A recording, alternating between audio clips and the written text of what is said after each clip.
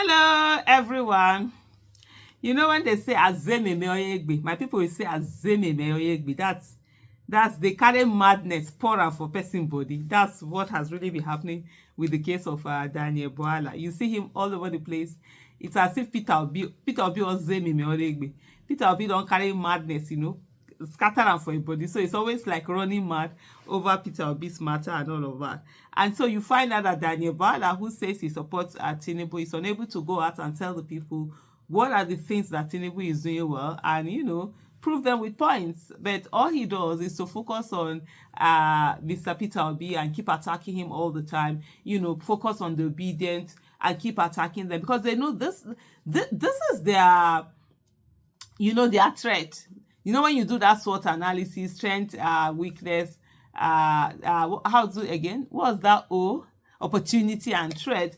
They know the main threat that they have is obedient movement and also Peter Obi, in the sense that they are the ones who can stand against whatever ambition. They did in 2023, even though, yes, they rigged the election, they went in. But legally, they know that there are people who are on. And one of the things about the obedient movement is that people thought it would fizzle away, that after the election, people were going to move on, they were going to get so disillusioned or angry at the things that had been done to them, and they'll move on. But as surprisingly, in a very pleasant manner, Nigerians are staying on. The Nigerian youth are staying on. And for me, honestly, I'm really rooting for the Nigerian youth, and I hope they do stay on this course.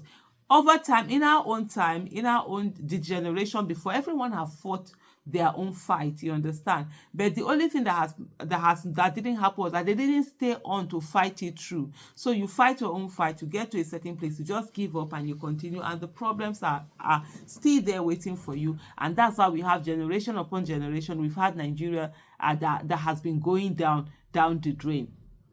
And so, hopefully for me, that's just what I would love to see. So, Sahara reporters have this news item on Daniel Bwala. It says, where Daniel Bwala said, Peter Obi has no history, record of democratic credentials, and most obedience are IPOB members or his apologies, according to this, Daniel Bwala. You would think that Daniel Bwala will either focus on the PDP that he says he's in, or go back to the APC that he had left, or focus on the Tinubu, the former governor of Lagos State, Tinubu, that he says he supports.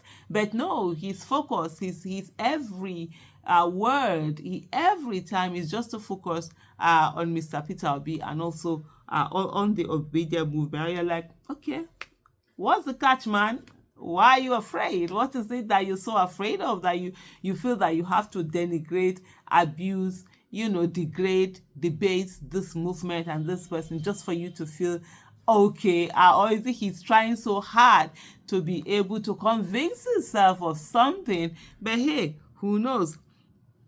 According to Bwala, he constantly attacks Obi and obedience on social media platforms as a form of self-defense against alleged bullying by obedience. Former spokesman of Atiku Abubakar and Ifeanyi Okowa presidential campaign in the 2023 presidential election, Daniel Bwala, has said that most of Peter Obi's supporters, popularly known as Obedience, are members of the indigenous people of Biafra, IPOB, and IPOB apologists. No wahala.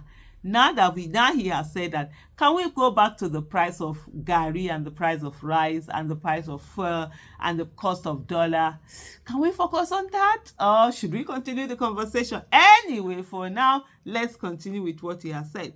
Bwala, who said this while speaking on Channels Television's morning brief on Friday morning, also attacked Peter Obi, a former Labour Party presidential candidate, saying he has no history or record of democratic credentials throughout his life. Okay. But on a very curious question, has Daniel Bwala ever contested for anything? Has he ever held any elected position? If you know, just let me know in the comment section. According to Bwala, he constantly attacks Obi and obedience on social media platforms as a form of self-defense against alleged bullying by obedience. He lambasts obedience for only being ardent at attacking and abusing those who don't agree with them on issues concerning Peter Obi and the Nigerian presidency. When asked why he was obsessed with Obi, Bwala said, I'm not obsessed with Obi, but you are obsessed with Obi because, well, even if you are not, but it definitely does look like you are obsessed with Obi. First of all, he said Peter Obi is not an issue right now in government, but everything, both the people who are supporting the government, both government spokesperson, both whatever, they are always speaking about Mr. Peter Obi, even though Mr. Peter Obi is just going on, minding his business, drinking plenty of water, and traveling to meet people. First of all, Peter Obi is not an issue right now in government. The president is sitting on the side of illegitimate president, as far as I'm concerned. Even the person who came second was not Peter Obi. Oh yeah, we know that. The rigging that was on, the manipulation that was on to ensure that. Anyways, we know who won the election. What I do as a private citizen, having my right, is what you call the right of self-defense, he said. There are a set of people who believe that this country cannot make progress unless their wishes are forcefully pushed down the throats of the Nigerian people. They are the ones that come on all of social media handles and gallivant like sheep without shepherd. They accuse people, they abuse people during this democratic period. They come on various platforms to accuse people on their democratic credentials.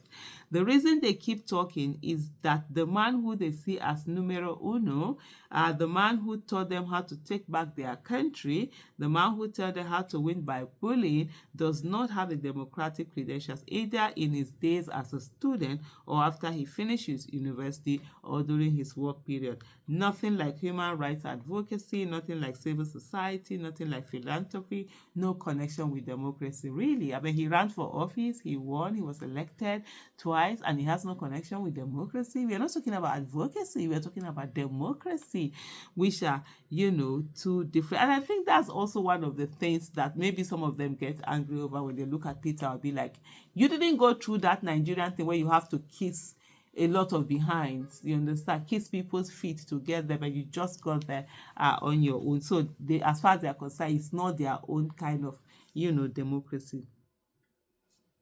So when you do not suffer, there is no blood, sweat, and tears. You will not know the value of democracy. So this is how they equate democracy. You have to suffer. You have to be a sycophant. They have to hit your head. You have to lick boots before you get there. Nah, I don't want a part of that. Their kind of democracy, and the greater number of those who come under that cover of being, in my opinion, are actually IPOB or IPOB apologists masquerading themselves as obedient. Well, whatever you want to say, it's your choice. You have a right to your opinion as far as I'm concerned. If you say I'm an IPOB member, well, that's your opinion. I'm not ready to change it. If you say I'm an IPOB apologist, well, that's your opinion. I'm not ready to change it.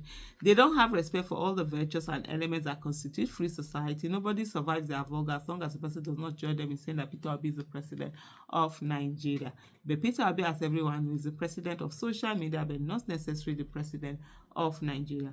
Asked for evidence to substantiate that a greater number of obedience are IPOB members and IPOB apologists, Bwala said he only gave an opinion. Exactly, it's an opinion. And like they say, I think they say something, there was something that somebody said, whether opinions are like assholes, everyone have them. Yeah. As he had no empirical data to support his claim. He further claimed that in the build-up of the 2023 general election, when he was a spokesperson for the People's Democratic Party's presidential campaign organization, they ran a poll and found that over 50% of obedience carrying out online bullying were not living in Nigeria.